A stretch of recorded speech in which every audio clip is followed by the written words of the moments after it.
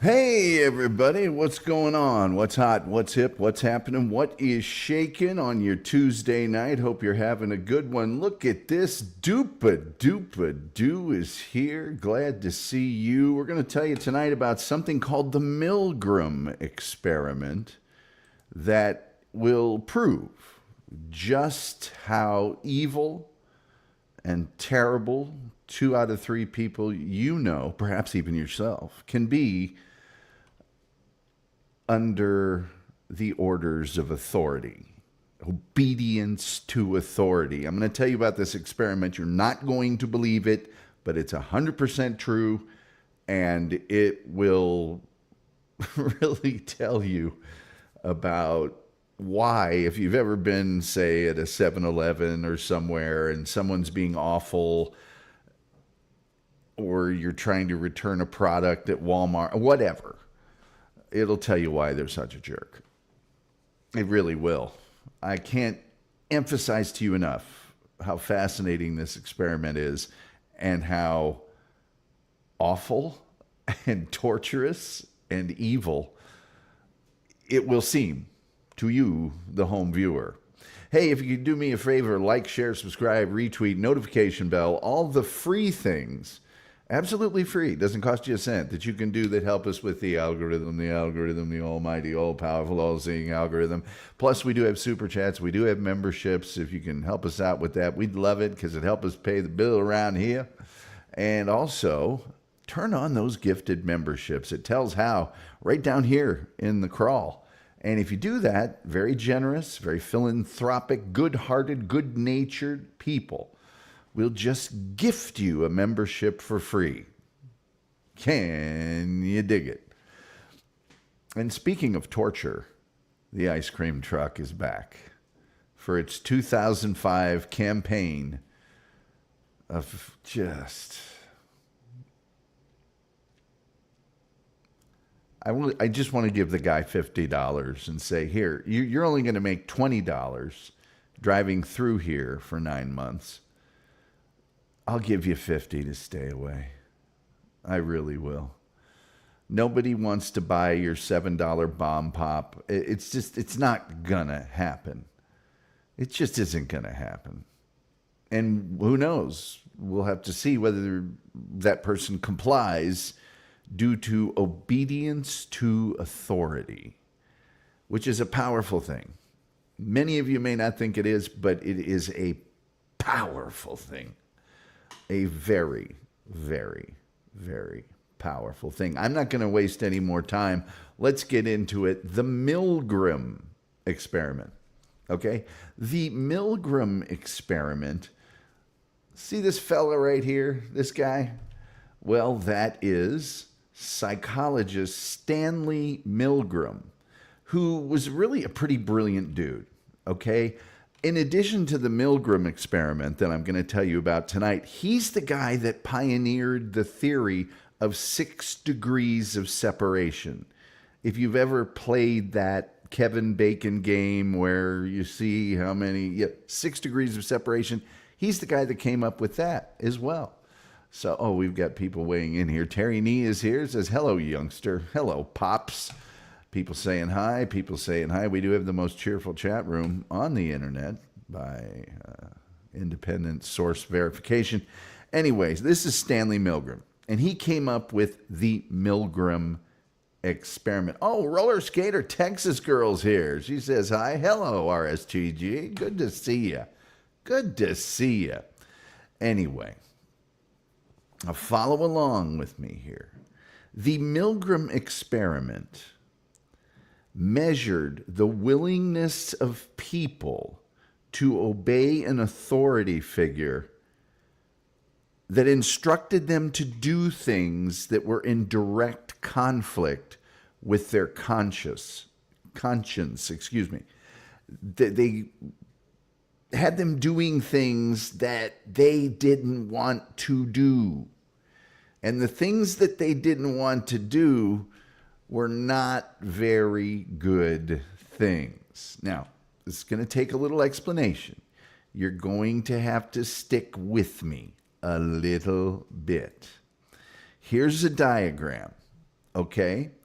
Now, in the E area up here in the upper left-hand corner, okay, is the administrator or the experimenter. They're the ones that are running the experiment. And what was the experiment? Well, the person in the T seat is the teacher, and the person in the L seat is the learner. Now, what the person in the teaching seat would do is they would give them a series of words, 2-word combinations like apple and banana. And they gave them a whole bunch of them. And then they would ask the learner, they would say apple. And the learner was then to give the word it was paired with, banana. But they did that in a multiple choice fashion. They had 4 words to choose from. If they got it right, nothing would happen. Everything's cool. But if they got it wrong, they would receive an electrical shock. Now, that electrical shock started off at 15 volts, and it increased 15 more volts for every wrong answer, going up to 450 volts, which is life-threatening. If not, it'll just kill you. Okay? What the person in the teaching seat did not know was that the learner was not an actual test subject. They were an actor. And they were intentionally getting things wrong. And there was a tape that would play back their verbal responses. They would respond to the answer to the multiple choice question by pressing a button. But they would respond to the shock in a taped way. They taped it so all the answers were uniform. All of the torture, if you will, was the same for every test subject. The only person being tested here was the person in the T, the teaching seat. So they answer a question wrong and they would, oh, ow. Or as it increased, I want to leave. Let me out of here. I don't want to do this. This is painful. I can't breathe. This is hurting me. They're getting increasingly worse in their responses. So it's evident to the person that's the subject of the experiment that they're really torturing this person. Okay? This is amazing. This is amazing.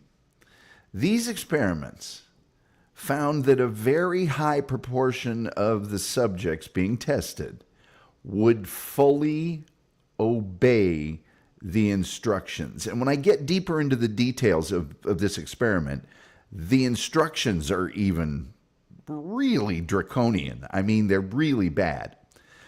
But the point is, every single participant in this experiment went up to 300 volts.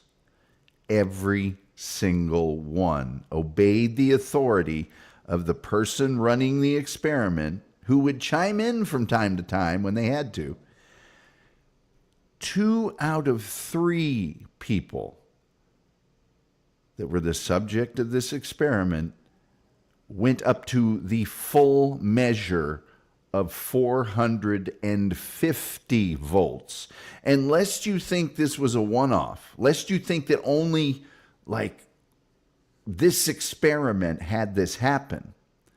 This experiment was duplicated not only by Stanley Milgram, but by countless other people in other countries, in other settings, and the results were nearly identical. This is not a one-off. This is a reflection of human behavior, all right? This is the way we are, or at least were back in 1961. There's a case to be made that it would be worse even now. At the time these experiments were being conducted, German Nazi war criminal Adolf Eichmann was being tried. He was having a trial, and it brought into the discussion all of the "I was just following orders" that went along, because people found that incredible to believe, all the horrible things they were doing.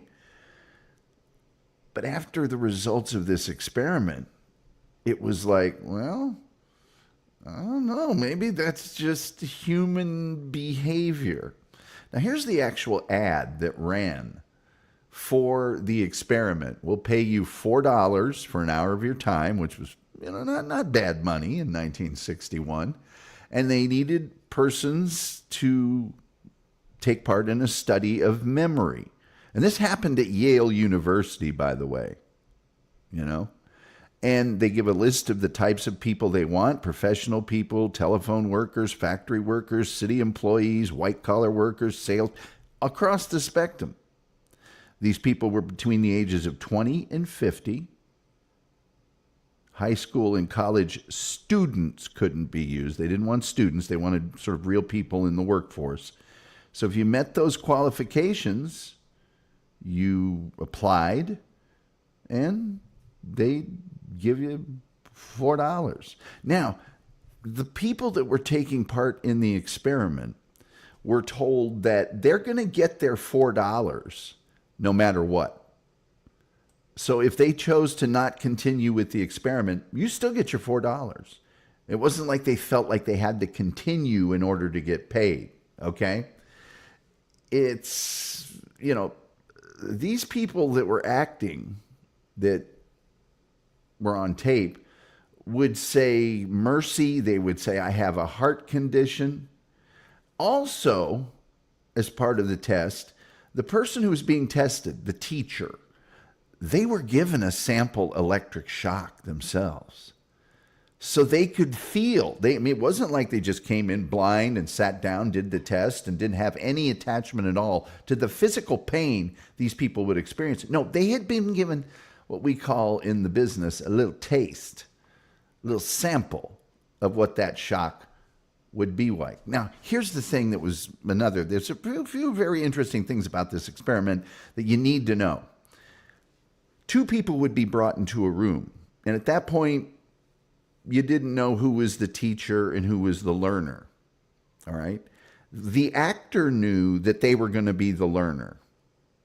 The teacher didn't know that they were the only person that was actually being tested, and they would have them draw names out of a hat to figure out who was going to be the teacher and who was going to be the learner. But both of the slips said teacher. So when the actor got the slip that said teacher, they already knew they were going to say learner, so that it seemed random, but it really, really wasn't. So they get their little taste of this electrical shock, and then they separate the two. So they could communicate, but they couldn't see each other. They wouldn't see these people. They could only hear them. So then they got this list of paired up words with the multiple choice, right? And if the answer is incorrect, shock. Voltage increasing 15 volts for every wrong answer. Now think about it. That takes 10 answers to get up to 150 volts, 20 to get up to 300. So you've shocked this person 20 times to get up to 300 volts, which every single participant did. Every single one. And you'll learn in just a second why they didn't feel like they could stop, or why they had this notion that they had to submit to the authority, the person running the experiment. It took them 30 shocks to get up to 450. And remember, 2/3 of the people that took part in this experiment went up to the full voltage of 450 volts. The shock generator that they pushed, the thing that delivered the shock, also included markings that varied from slight shock to danger, severe shock.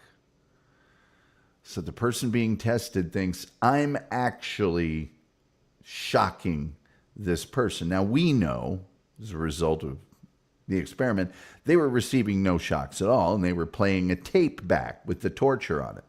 Let me pull up something for you real quick here. I think this might illustrate just exactly what was going on a little bit better for you. So let me bring it up on screen real quickly. Let me share my screen because I'm all about sharing. And then I'll get to some of your comments that you'll really enjoy. You're going to love this. Oh, doggone it. Come on now. Don't be like that. Don't be like that to me. Let's do that. Banana, apple, grape, orange. Well, you can hear this right now. Maybe I won't bring it up on the screen. I tried to, but it's... Oh, here we go. Now we're good. Now we're good. Now we're good. Okay. Here you go. Here you go.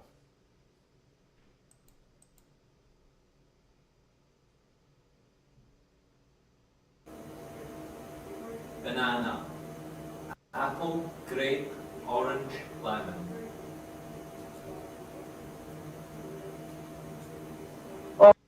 Orange. It's incorrect.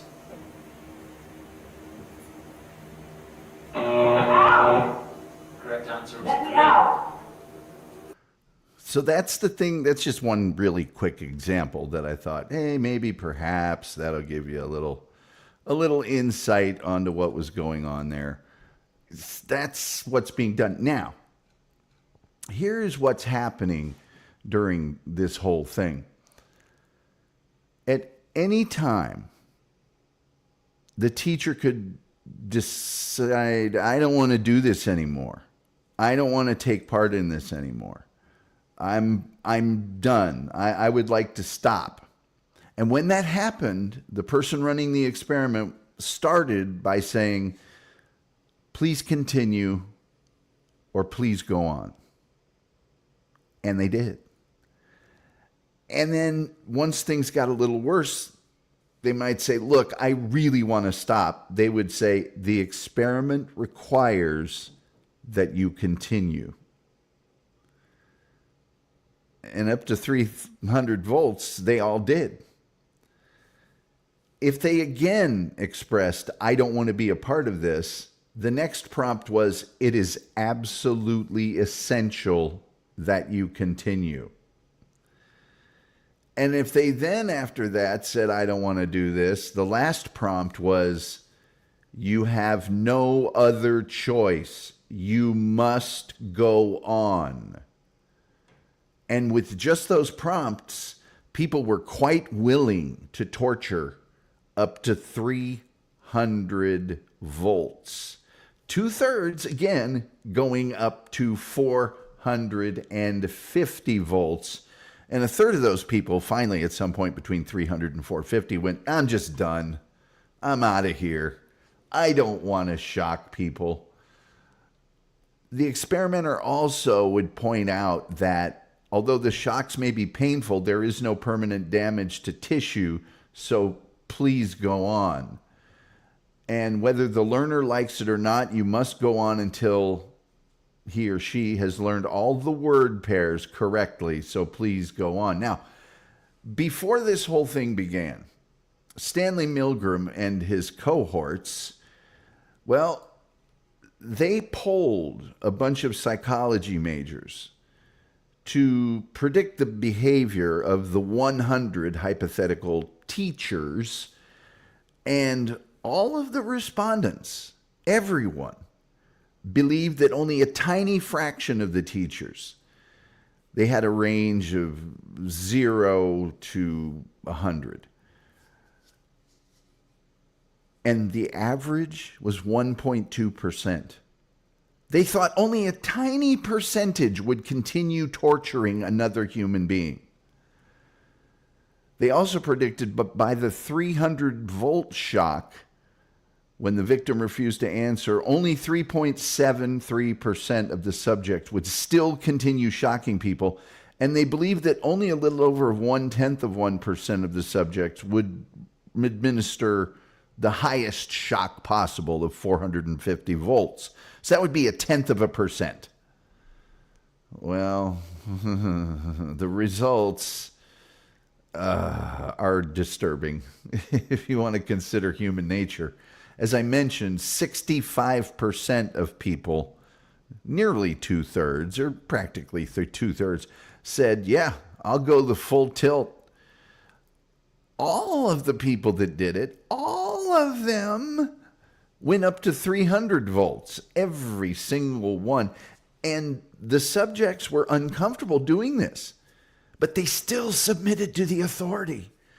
They showed degrees of tension and stress, including sweating, trembling, stuttering, biting their lips, groaning, even digging their fingernails into their own skin. Some were even having nervous laughter fits. 14 of the 40 subjects showed definite signs of nervous laughing or even smiling. Every single participant paused the experiment at least once to try and question it, but most continued after being assured by the authority figure. Some said they would refund the money that they were paid for participating because they felt so bad about doing it, but they kept doing it. They just kept doing it. Now, Milgram and other psychologists subsequently performed variations of this experiment throughout the world with similar results. One of the most interesting things was, though, that the location of the experiment had kind of an effect on it. When it was in a more clinical setting, a more laboratory or university setting, the level of obedience was, that 65%, that dropped down to 47%, which in my opinion, to shock somebody with 450 volts is still pretty damn high. But when it was in like a city or an office, it was a bit lower when it wasn't quite as clinical. The participants who refused to administer the final shocks did not insist that the experiment be stopped. They didn't say, this is terrible what you're doing, this should never happen again. Nor did they leave the room to check on the health of the victim. They just didn't care about that. Milgram actually created a documentary film called Obedience, which you can see, showing the experiment and all the results. He later produced a series of 5 social psychology films, some of which dealt with his experiments. Now, the reception to these experiments stunned lots of people, and for reasons that you guys can all probably understand. But they were a little more far-reaching than you might think. Let's see your comments here real quickly. Roller Skater text, go. Interesting stuff. Monterey Jackson, I love that name. Let's go. Roller Skater Texas girl says, good to see you, Tom. Chef is in the house. Good to see the chef. Terry Nee says, Tucker telephone. The wolf is here.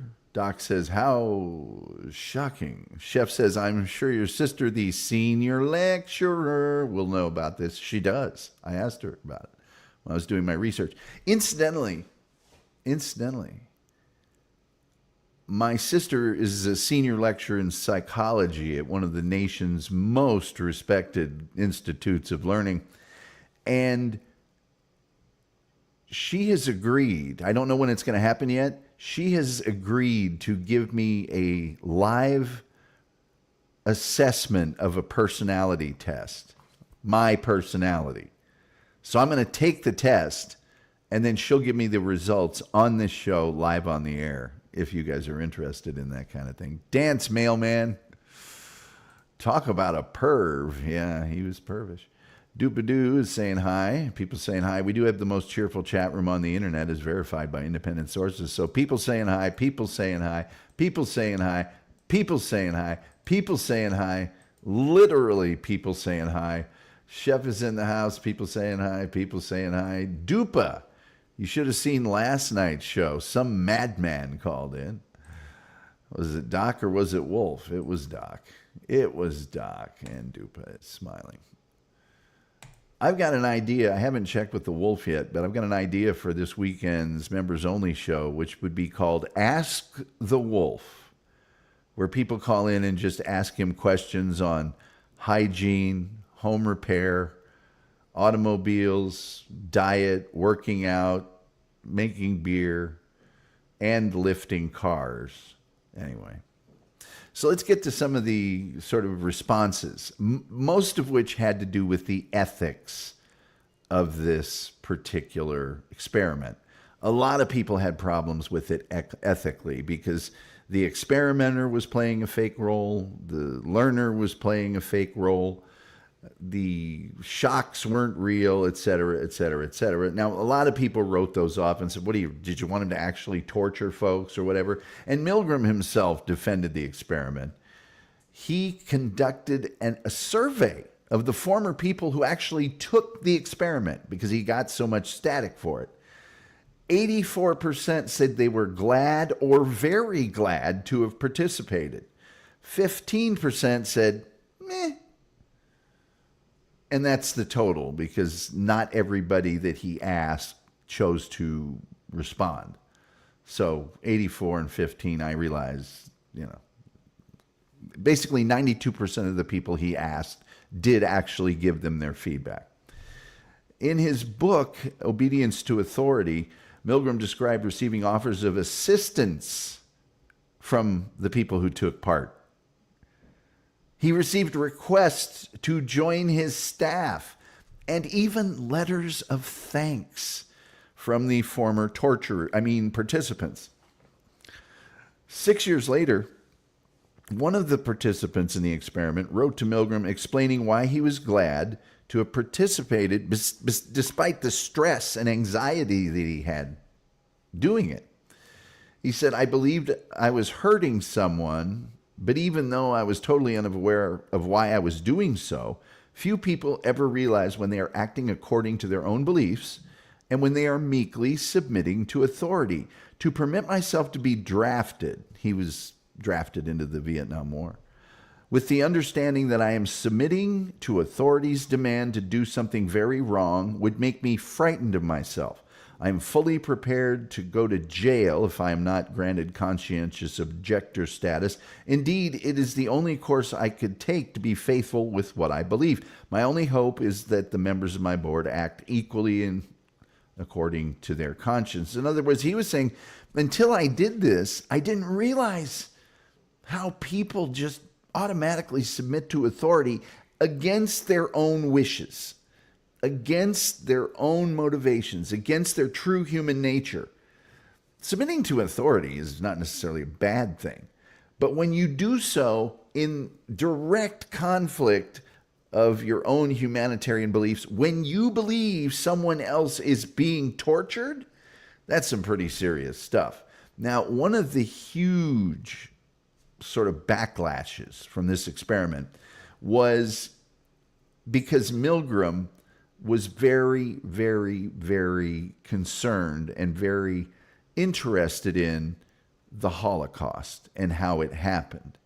And he drew direct comparisons from his study to all of those people being killed. I was just following orders, that whole thing, right? Terry Nee says, let me tell you about Cannibal Island. Talk about depravity. Well, what about, what was it, Renfrew? We got it right here.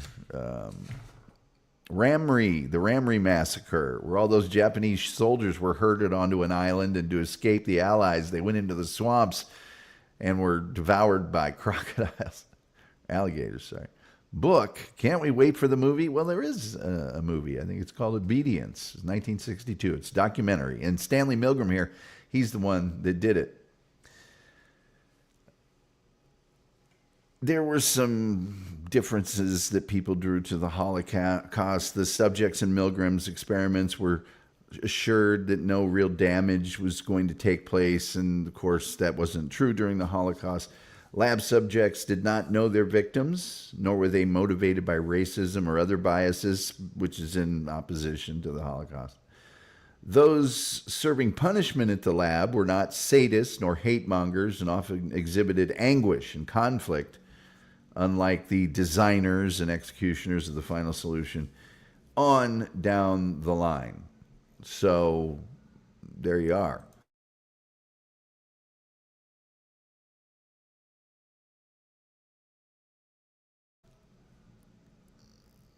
Milgram elaborated two basic theories from this whole thing.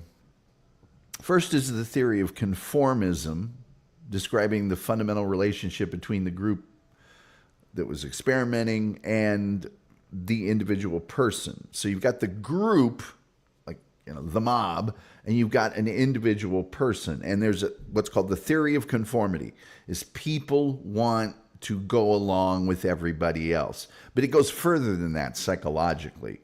There is a need for people to not be in conflict with what other people think.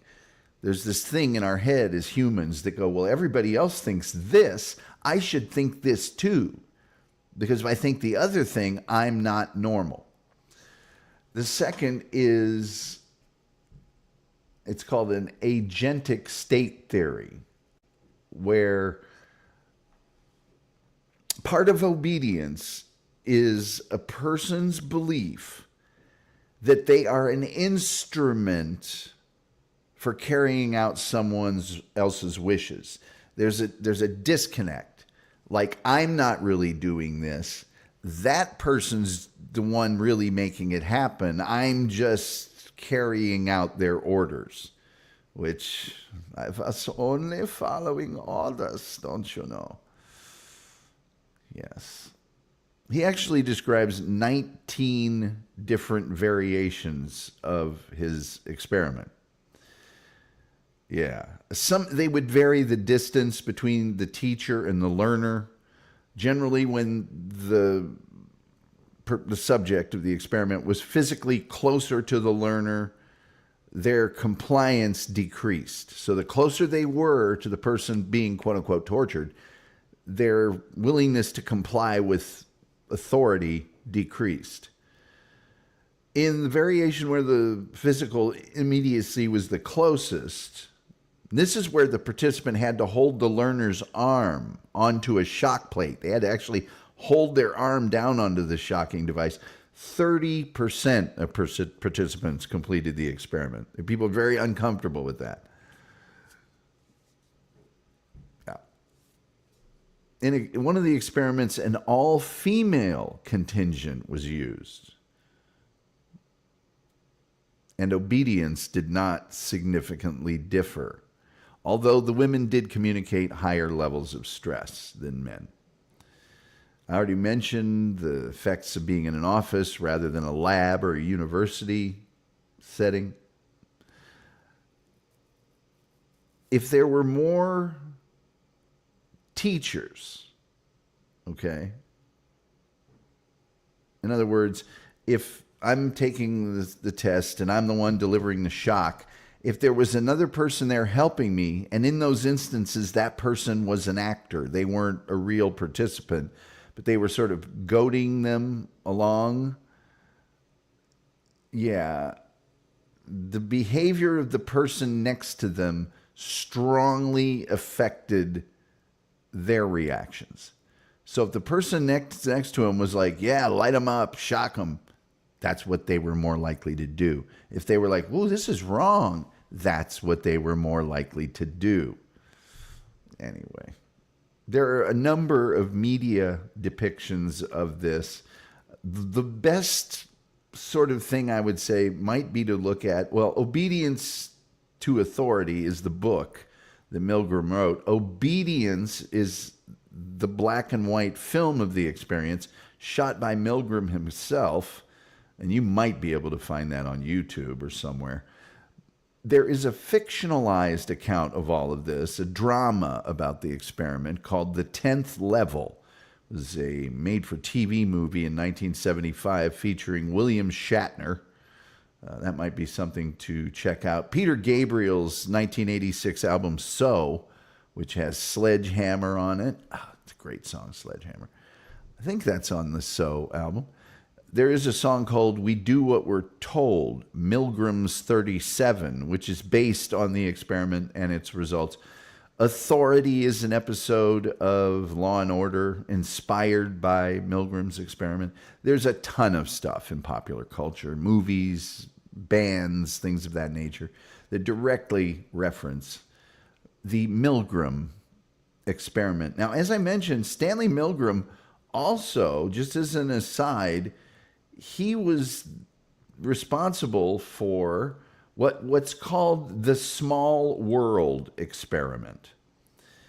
It's the average path length for social networks, not like Facebook and things of that nature, but the people that we know, the social network we have as humans and people that we encounter in our everyday lives.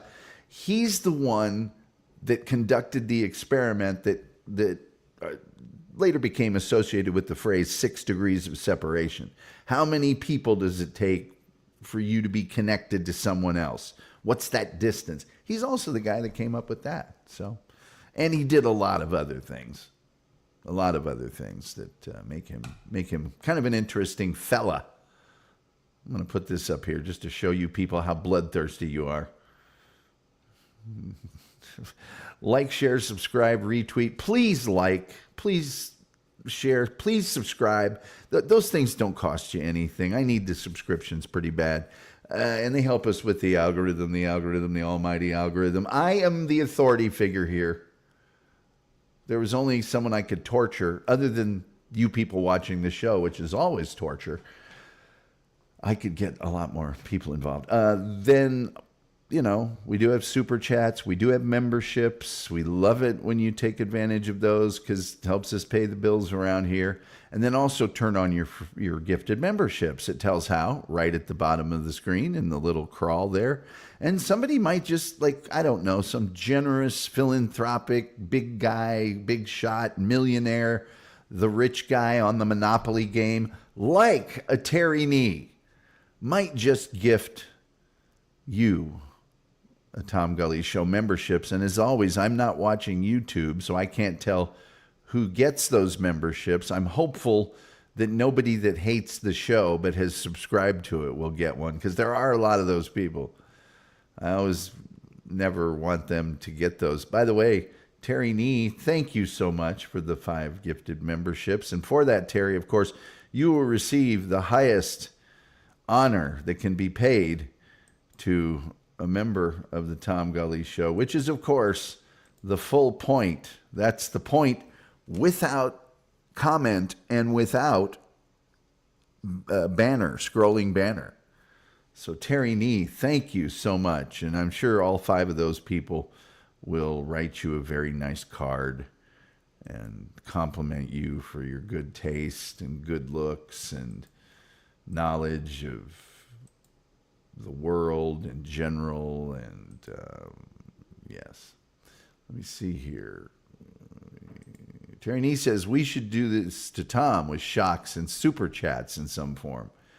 I would be willing to accept electrical shocks in exchange for super chats and or these memberships here. I'd be more than willing to do that. But that's really all I have to tell you today about the Milgram experiment. Very fascinating. Also, I knew in advance this show will receive no viewers. Someone was talking to me the other day, and it's like, some of your shows do okay, and some of them just do terrible. And it's like, yes, I know. Occasionally I get surprised, and something like the Love Boat won't get as many views as I thought or whatever. But usually, no, I'm pretty aware of what's going to happen there.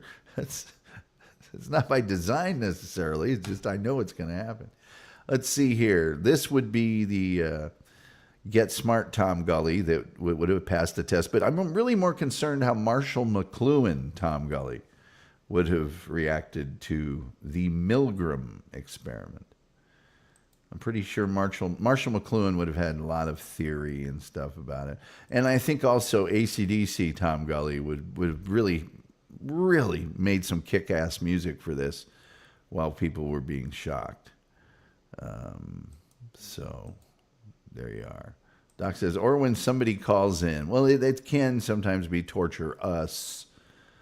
I don't think it's complete torture. It's not the end of the world. I am opening the phone lines. I'll let you know when they're open. But yeah. Tomorrow night, Killdozer.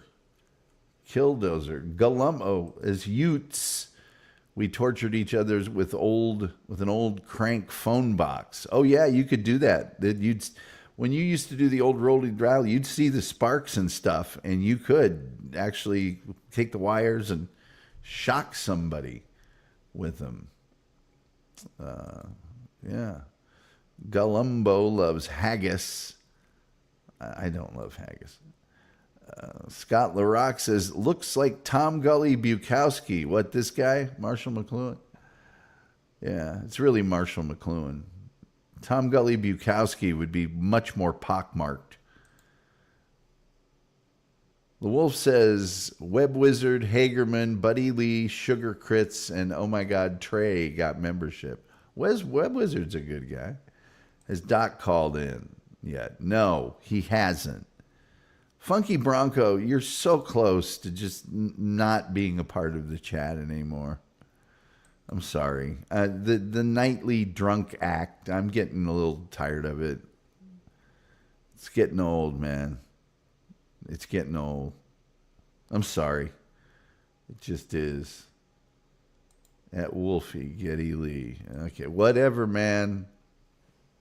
Hey, whatever, dude. Tomorrow night, Killdozer.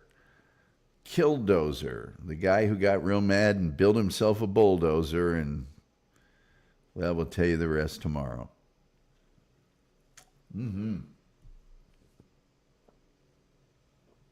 Yep. Killdozer. I haven't decided what Thursday is going to be. I'm trying to think of a good TV show to do. And, yeah. Look at those phones in the background. Those look like they might be just extensions or something, but they're getting close to the kind with the rotary dial on them that you could actually shock people with. There was a lot of stuff you could shock people with back then. You know, remember the flashlight that you used to get that if you cranked it, it would make the, you know, that you could shock people with. That's what you can. Killdozer is what Elon is doing to DC. Not just doing it to DC. But we don't talk politics here, per se. Unless it's part of history or something. Phone lines are open at 972-994-6822. I'll go ahead and put that number. Well, the number's in the deal. I guess I could put it here.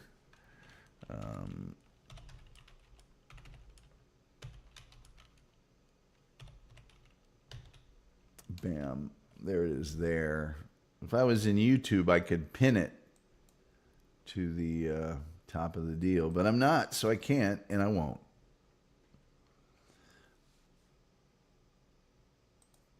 Actually, maybe I should. Actually, maybe I should. Hold on here. Whoops. Shout out to Diana O'Brien. Hope she's doing well today. Everything's groovy with her. And come on. Shout out to my good friends at the Urban Landlord over there. They're fine people. Shout out to me temporarily hearing myself on the internet real fast over there. They're fine people. There we go. Let's put a stop. Let me see if I can pin this sucker up in here. Come on. Open up the chat for me. Yeah, that's what we're talking about. Why can't I do that? There we go. Pin message. I pinned it. There, I pinned it. Now I can leave my begging for money up on the screen. And you just can't imagine how much I love it when YouTube sends me a notification that my show is on. It really matters. Let's see. The only politics that matter is, are you a storm cloak or an imperial? I don't believe in Star Wars. Terry Nee says, my door is angry. It can't talk anymore. What happened? Did the weather got warm and it loosened up? Or did you get the wife got a little WD-40 out and took care of that for you? Let's see. It worked. It did work. I know it worked because I went to the YouTube real fast. Can't do it from StreamYard. StreamYard did announce today when I logged in that I can apparently now just put images straight into StreamYard. And they made a big production out of it. You asked and we answered. Oh, really? After how many years was that? Oh, Terry Nee says graphite. Graphite works great. That's from Skyrim. Skyrim sounds dirty. I don't know why. It just sounds dirty. Sounds filthy dirty. Absolutely filthy. Mm-hmm. Whoa. That's good stuff. Maybe on Thursday I should do Recessa Annie. Would you guys like me to talk about Recessa Annie on Thursday? I feel like I need to do a pop culture thing of entertainment. Next week I can tell you, let's just get next week taken care of. Next week, I'll pick out a TV show tonight to do for Thursday. Or we'll pick one tomorrow, but next week, our topics will include Bigfoot, which is not real, the development of color television, or the invention of color television, same thing, and Recessa Annie, and a television show to be named later, and or actor. Well, if you add Rule 34 to Skyrim, jinkies. Yes, Rule 34 with Skyrim. I read it first as Skyrim. Phone lines are open 972-994-6822. If you're watching us on YouTube, which is the preferred way to watch the Tom Gulley Show, then you will see it pinned to the top of the chat. It's also in the scrolling banner at the bottom. And you can repeat it in your head. You can go 972-994-6822. 972-994-6822.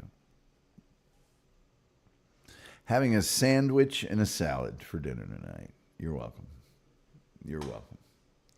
Rule 34. Now, see, there's the topic for the for the show. Rule 34. I did one on the movie Deep Throat. I might as well do one on Rule 34. And you guys will want it to be dirty, but it won't. I won't let you make it dirty. The Wolf says, I miss social compliance experiments where people are convinced it's okay to shock a puppy. Of course it's not okay to shock a puppy. A cat, but a puppy, never. Never. The Milgram Experiment. When I first stumbled upon the Milgram Experiment, a lot of things about my fellow man really started making sense. They really did. You know, if you were raised by an authority figure that constantly was a jerk and, you know, made you be a jerk, then you will remain a jerk. You know, there's just a lot of things. You would think human nature, I personally would have been out after the explanation of the experiment. I'd be like, I don't want to be shocking people, sorry. Well, it's only 15 volts, and it goes up for every... I don't care. I don't need to be shocking people. Oh, Doc Torn, so nice of you. So nice of you. So generous. People saying hi. That is so nice. And, of course, that will earn you the point. The point. Doc Torn was nice enough to call in last night, too. Very nice. The Wolf says there are probably 20 experiments. There are many experiments like that. I've probably seen 20 of them. Well, look for obedience. Let me see here if I can find out if it's available anywhere, which I should have done before the show.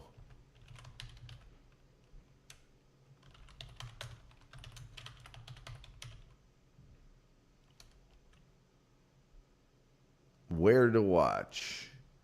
Oh, wow. This is cool. This is cool. Oh, wow. Okay. There is a documentary that I will be watching tonight. It's an hour and 10 minutes long. It's from 2015.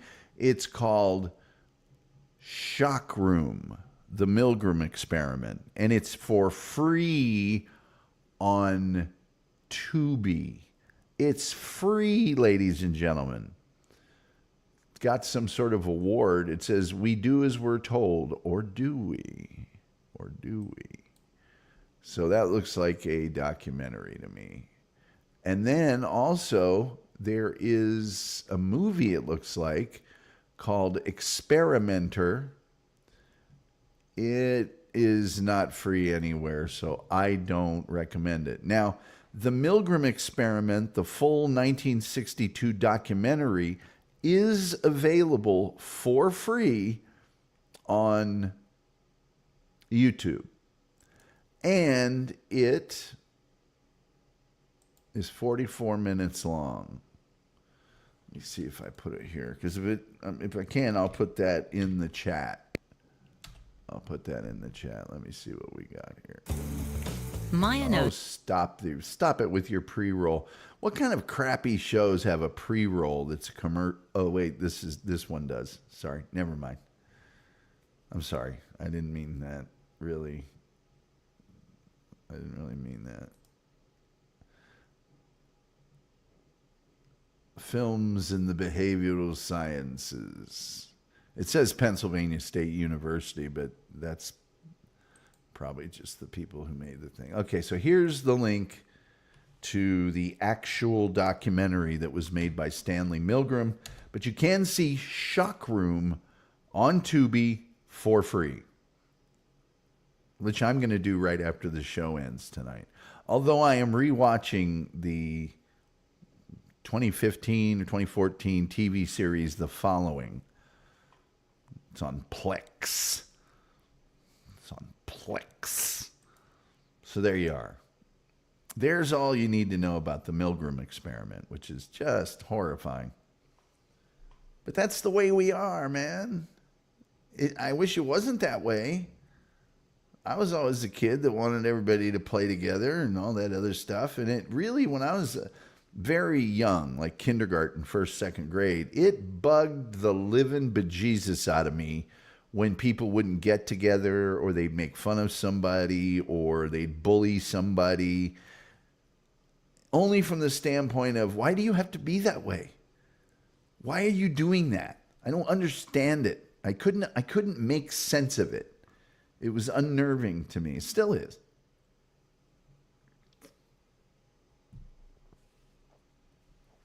All these shows that do nothing but sort of other people and other shows. I just don't get it. They're very popular, though. Why? The Milgram Experiment. That's why. It's the way we are.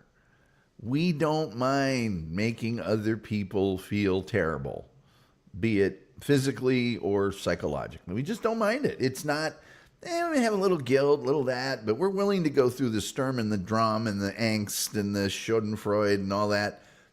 We don't care that much. Wolf says, all part of social engineering that's been going on for centuries. There's some truth to that. I'm not denying that. But there's also some truth to the fact that we're somewhat hardwired for it. You know, obedience to authority, of course, but there's that man's inhumanity to man thing that we're kind of just that way right out of the gate. I mean, there's kids that have been raised by nuns that turned out to be murderers. I mean, it's not just social engineering, although across the board, there's probably a lot of that effect that happens. Well, not even probably, there's definitely. But there's something inside, way down the human animal, that just is kind of like, well, sucks to be you. Mel Brooks once said, comedy is when you fall into an open manhole and die. Tragedy is when I receive the slightest paper cut on my pinky finger. Which is a funny line, but kind of true. Just saying. Well, getting beaten with a ruler can make you snap. I'm not talking about those kind of nuns. I'm talking about the nuns that were in The Flying Nun, that were just really nice all the time. Did you ever know, like, a family or maybe just a kid that the parents were super accomplished and maybe the brothers and sisters were, and they were all super nice and just great people, and then there was that one bad seed that nobody, including the parents and the brothers and sisters and the school and everybody else, they were like, we don't know. We don't know why they're that way. They're smart. They're well cared for. They've certainly been brought up with the right ethics and moral turpitude and all. And they're just a sociopath. Sometimes. But yeah, that's the deal with the Milgram Experiment. Yes, my brother. Oh, I got one of those too. Let me tell you. But that's when I first came across that experiment. It didn't. I didn't know what the outcome was going to be, but when I heard the results of it, it did not shock me. It amazed me that the ratios and stuff, but at the end of the day, it didn't really. Did I just say at the end of the day? I'm sorry, I never said that. In the final analysis, it didn't really make me go, I can't believe that. It's interesting to me that all the experts went, oh, only like 3% are going to go through with it, or a tenth of 1% will take it up to 450, and it turns out every single participant went up to 300 volts, and 65% went up to 450 volts, which incidentally was the highest level you could take it to. I'm sure if they'd had it set to 1 million, that they would have done that as well. But anyway, I found the Milgram Experiment a worthy topic for the Tom Gulley Show, and I'm sure all 25 people that watch it this evening will think the very same thing. All right, I'm closing the phone lines down. Shutting them down. We're shutting them down. We're closing them down. Terry Nee says, Phineas Gage, rod through the head, personality changed. Oh, Terry. Oh, Terry. Sweet, innocent, naive, sometimes forgetful Terry. Oh, my dear friend Terry. Oh, person that is all that is good and sweet and admirable in this life. Need I remind you? Well, no, I guess I obviously have to remind you. There's no question about me needing to remind you. There's a desperate need for me to remind you. And so now I'm reminding you. Come on now. Now I will be reminding you that, yes, I've already done a show on Phineas Gage a year ago, which really should have gotten a lot more views. A lot more views. But yes, I've already done a complete show, Terry, on Phineas Gage. A whole darn show just for you. Just for you. How dare you? How dare you? The wolf says, I'm surprised it wasn't higher, knowing what I know. Exactly. Exactly. Doc says, I bet the wrong answers was really shocking to hear. That's right. Terry says, oops, busted. Yeah, we covered all of Phineas Gage and his doctor, the doctor that first saw him, and his sort of understatement of the year remarks, because there were pieces of brain on his lapel and whatever else. You know, have you ever thought about, I have seen people do things to other people in a professional setting, a workplace setting, that are just unconscionable, that are just, people getting other people fired with nothing but lies and manipulation, and then later on it gets found out, and yeah. Gilman is here. Says, anyone get the paddle by the school principal? I never did. But there was paddling going on when I was in school. I think probably, almost a decade later, when my sisters were in school, that's when some parents were going, hey, don't hit my kid. I'll hit my kid. I don't want you doing it. It wasn't, we don't believe in corporal punishment. It was like, no, you don't do it right. I've got a lot of experience hitting my kid to make him behave, and I'd rather keep that over here. People my age almost universally were told by their parents, hey, if you get in trouble at school, you're getting it 90 times worse when you get home. I don't even care if you weren't guilty. I remember that one. It's like, you should have been so far away from that stuff that got the kids paddled. You shouldn't have even been on their radar.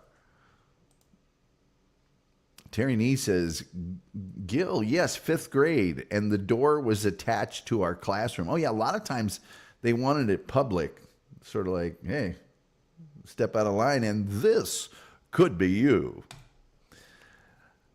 The wolf says hello to Gil. Doc says, Phineas Gage had a real piercing headache. Yeah, he did. I got this, it feels like there's a steel rod through my head. Doc says, yep, back in 3rd grade. I remember those kids that would put a lot of paper and get that goldenrod, the yellow paper and the long sheets, and fold up 5 or 6 pieces and put it in their pants, their back pocket. Make sure your wallet's in there, that whole thing. Yeah. The paddling experiment tomorrow night on the top. No, tomorrow night is Killdozer. Fear not, we're going to do Killdozer. Thursday night, we'll pick a TV show tomorrow night that you guys think is cool. And Friday night, overrated, underrated, just like normal, which never gets anyone watching it, which is always a ratings loser. I keep just trying to make that thing a thing. By the way, Cobra Kai, haven't done that in a while. And it's just, I've done 20 versions of it now. Or maybe the next one's the 20th. And nope, nobody cares.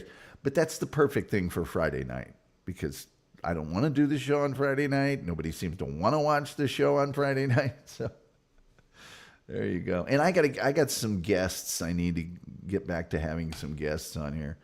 Oh, let's see here. Terry Nee says, the Board of Education with holes in it. Yeah.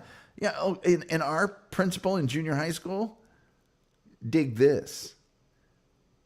We're in shop class, And over about a week's time, he was in shop class during when we had shop class, making a new paddle, custom handmade. You know, he got the jigsaw and cut out the paddle, and then he got the drill press and put the holes in it. And he varnished it. He did all of it, carved it, you know, all that stuff. Put a bevel on the side for greater impact. Doc says, paddling used to be a punishment. Now it's... You've been a naughty boy, Doctor. Anyway, I'm looking at that old clock on the wall, and it says, well, like the Reverend Al Green, I got to get on up out of here. You do not have to stay here, but you can't go home. Sorry. Strike that. Reverse it. And, man, thank you so much for being here. So much appreciate you being here and tuning into the show. Like, share, subscribe, retweet, spread it amongst your friends. My sister Kelly, my sister, she wrote a very long, nice share on Facebook. It was wonderful.